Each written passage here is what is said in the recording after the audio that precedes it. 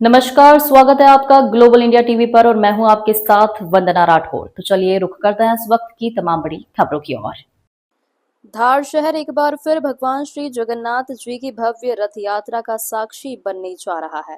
श्री साबरिया सेठ भक्त मंडल द्वारा 16 जुलाई गुरुवार को दोपहर 3 बजे भगवान श्री जगन्नाथ, बलभद्र और माता सुभद्रा की रथ यात्रा निकाली जाएगी।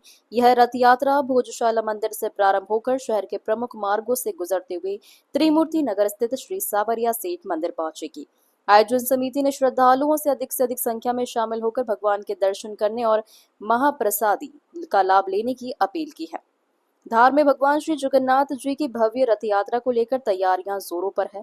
श्री सावरिया सेठ भक्त मंडल के तत्वाधान में आयोजित यह रथ यात्रा 16 जुलाई गुरुवार को दोपहर 3 बजे भोजशाला मंदिर से शुरू होगी।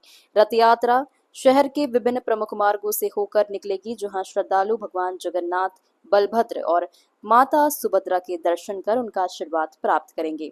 आयोजन समिति ने सभी धर्म प्रेमी नागरिकों से परिवार सहित रथ यात्रा में शामिल होने का आग्रह किया है। रथ यात्रा के समापन पर त्रिमूर्ति नगर स्थित श्री सावरिया सेठ मंदिर में भगवान का स्वागत किया जाएगा। इसके बाद श्रद्धालुओं के लिए महाप्रसाद का आयोजन भी रखा गया है।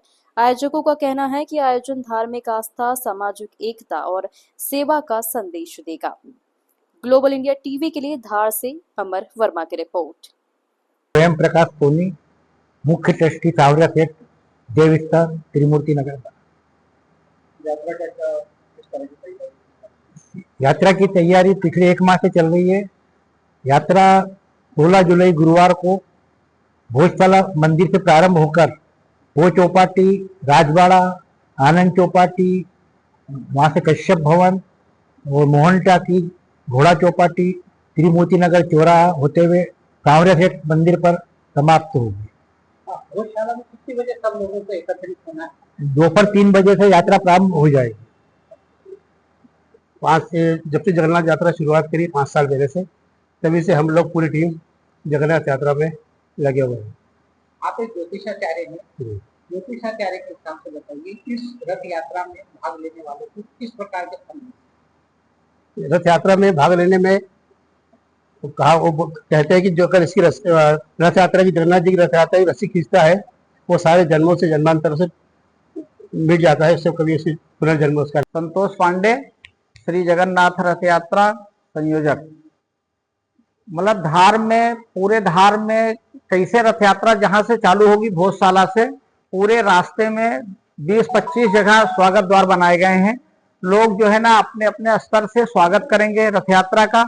रथ यात्रा खींचते हुए लोग अपने आप लाएंगे, आदमी बदलते रहेंगे, महिलाएं झाड़ू लिए रहेंगी जो रथ यात्रा के आगे चलेंगी। कुछ पुरुष लोग हैं जो झाड़ू लेकर के भगवान जगन्नाथ जी के सामने से पानी का छिड़काव रहेगा। जगह जगह पानी की व्यवस्था की गई है, जिससे कि सबको यथाउचित यात्रा मुख्य स्वरूप जैसी निकलती है उसका स्वरूप वैसा ही रहेगा, वैसे रहेगा जैसे स्वरूप रहता है जगन्नाथ जी में। जैसे वहां उड़ीसा में पुरी में जो जगन्नाथ यात्रा निकलती है उसी तर्ज। अशोक मनोहर जोशी, सावरिया सेठ भक्त मंडल धार। प्रशासनिक रूप से क्या तैयारी करनी है? बहुत लोग सम्मिलित होंगे रथ यात्रा में। प्रशासनिक रूप से सारी तैयारियां पूर्ण कर ली गई है। इस संबंध में उच्च आलाधिकारी कलेक्टर साहब, एसपी साहब और मुख्य कार्यपालन अधिकारी एसडीएम साहब, सिटी मजिस्ट्रेट सभी को आमंत्रण पत्र दिए गए हैं और अनुमति हेतु आवेदन दिया गया है। वहां से आज रथ यात्रा निकालने की अनुमति प्रदान कर दी गई है। कितना समय दिया है प्रशासन ने? प्रशासन ने 3 बजे से रात को 9 बजे तक का समय प्रदान किया है। बड़ी शालीनता और परंपरागत तरीके से बैंड बाजे के साथ भजन मंडलियां और घुड़सवार वगैरह जो भी पारंपरिक रूप से जो विगत 5 वर्ष से निकलती आ रही है, उसी अनुक्रम में अनुमति प्रदान की है और 9 बजे तक रथ यात्रा यहाँ विश्राम भवन तक, सावरिया सेठ मंदिर तक पहुंचने का निर्देश दिया गया। समाप्ति के बाद भोजन, हाँ, समाप्ति के पश्चात करीब 2 से 3 हजार लोगों का भोजन प्रसादी का आयोजन किया गया है। जगन्नाथ जी के भांत जगत पसारे हाथ, उसी अनुक्रम में जगन्नाथ जी का प्रसाद यहाँ पर वितरित होगा। सभी भक्तों से उपस्थित होने का निवेदन किया गया।